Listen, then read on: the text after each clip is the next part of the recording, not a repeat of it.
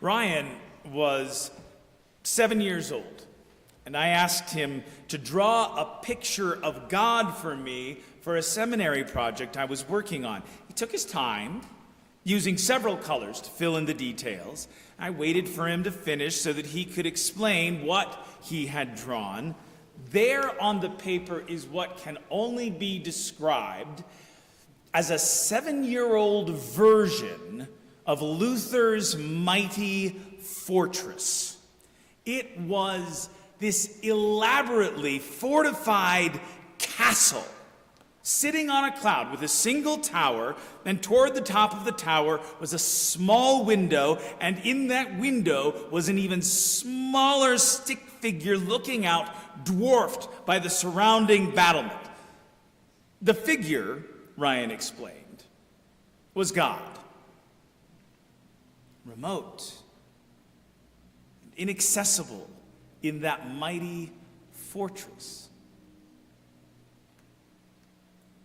In our reading today, we hear God's words through the prophet say, "For as the heavens are higher than the earth, so are my ways higher than your ways, and my thoughts than your thoughts." And we hear that, and I think it's likely that we think maybe that little boy's drawing isn't so far off the mark. Maybe God in heaven is so far away, so completely removed from us and our everyday lives, that church is just the place we come to place the long-distance phone call for our prayers and our praise to God, who isn't just out of state or overseas, but beyond our reach. Except that when God says, "My ways are not your ways, my thoughts are not your thoughts," it's the conclusion of this picture painted for us by the prophet that is far different than a remote and barely visible figure in a tower. "Ho," cries the prophet, "all who are thirsty, come to the waters." This is not the command of an austere or threatening voice. This is the cry of invitation, like a barker at the carnival midway or a vendor in the marketplace. "Are you thirsty? Come and get a drink."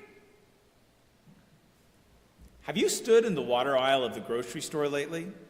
First of all, let's take in the fact that there is a whole aisle devoted to water in the grocery store. So many kinds to choose from: distilled, sparkling, spring, purified, flavored, smart, enriched. Only in today's reading, this is God speaking through the prophet, and the water offered here can't be found on the shelf or out of the tap. This water is from God's fountain of life, like the water Moses brought from the rock that kept the Israelites alive in the desert wilderness, or the living water Jesus speaks of with the Samaritan woman at the well in John's Gospel. This water isn't bottled for sale, and neither is the rest of what is on offer. Come, buy and eat without money and without price. Your money is no good here, says God. I've got it covered. But let me ask you, God goes on, since we're talking, why do you spend your money the way you do? That's a pretty tough question. One that we would only let God ask. And even then, we're not that comfortable with it. It's a good question, though. Spoken some 2,500 years ago, this question posed by God through the prophet continues to trouble us today, particularly we who live in a nation of such vast wealth that televisions sell for what an entire family lives on in a year in other parts of the world, if they're lucky. But does what we spend our money on sustain us? Greg Easterbrook at the Brookings Institute wrote a book called The Progress Paradox that examined how even with comparatively more money in our pocket than previous generations, better overall health care, longer life expectancy, we're also less content and less satisfied. By dozens of measures, Easterbrook says, life has gotten better. And yet polling data suggests that rather than happier, more fulfilled lives, we experience greater rates of depression and anxiety.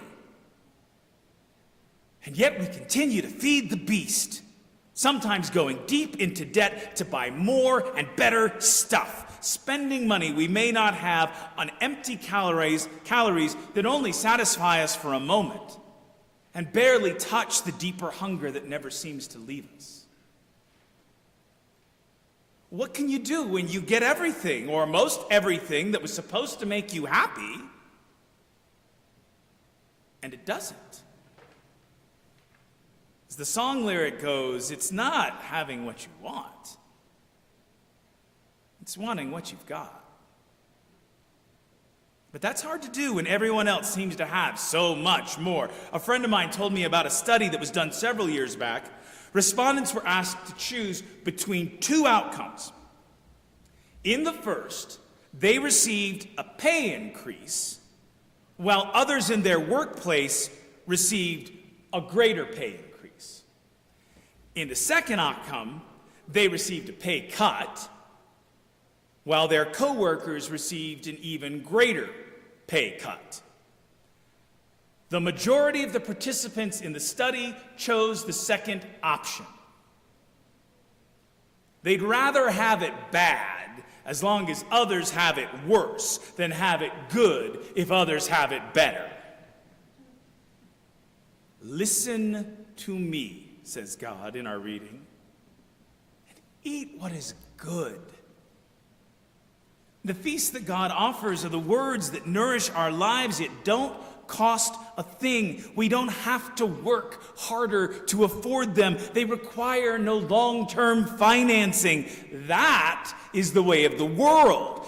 This is God's way, and thankfully, our ways are not God's ways. Sometimes I think that it's us who have put God up in that tower and tried to lock God away.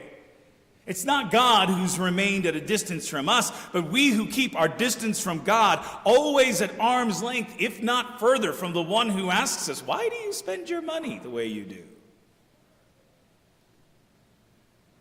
Perhaps we're confused or embarrassed by the wealth of generosity that welcomes every last one of us as penniless and yet invites us to eat richly. God's ways look nothing like our own. They are as far as the heavens are above the earth.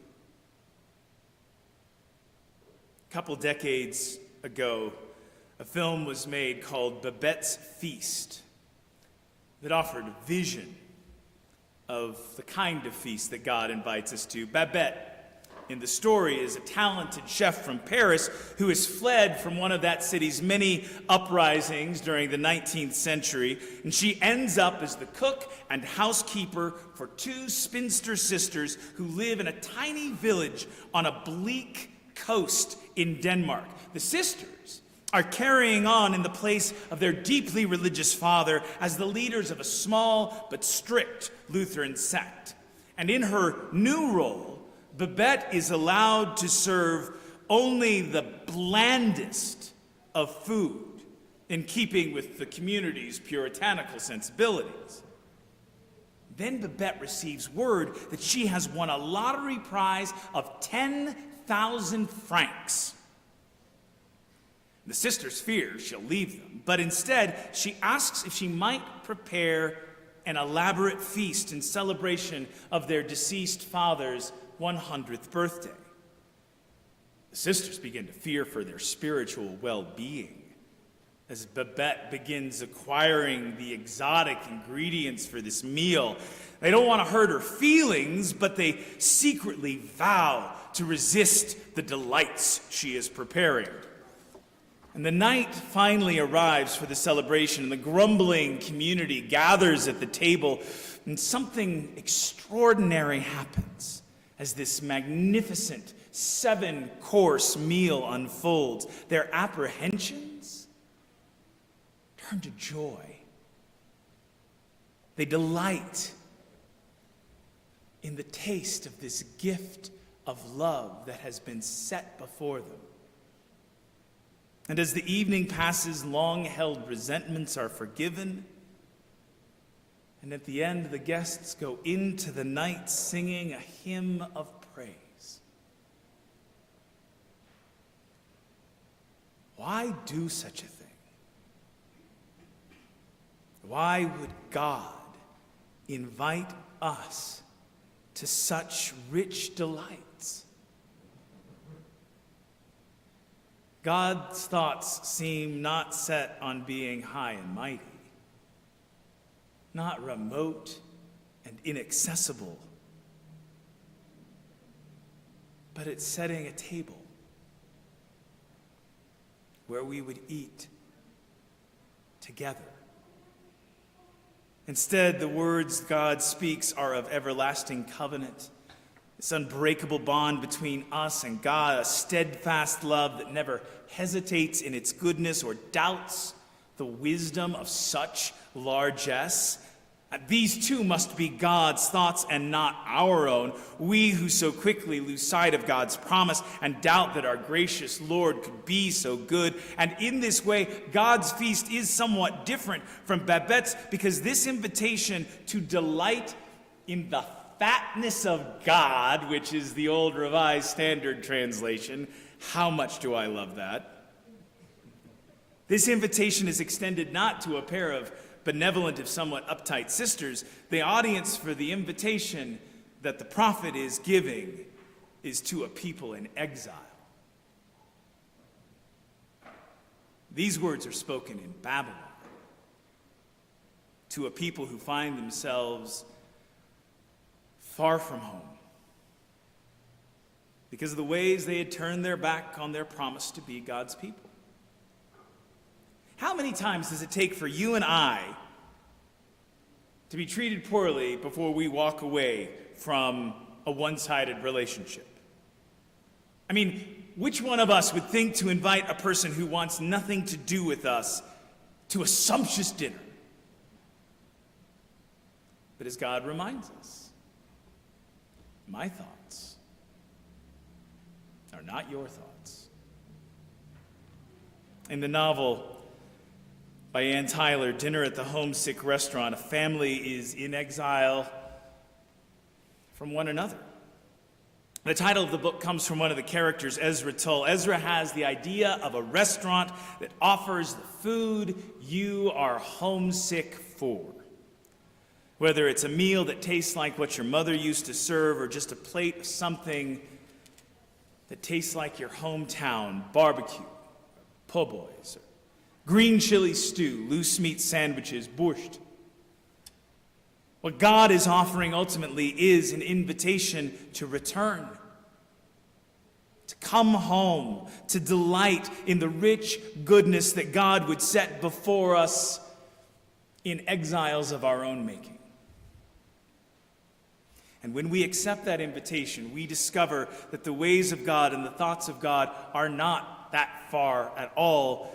They're as close as the food that is set before us. It sustains our lives with a love that claims us and a faithfulness that redeems us, transforming our exiles in the wilderness into something like home. Amen. And amen.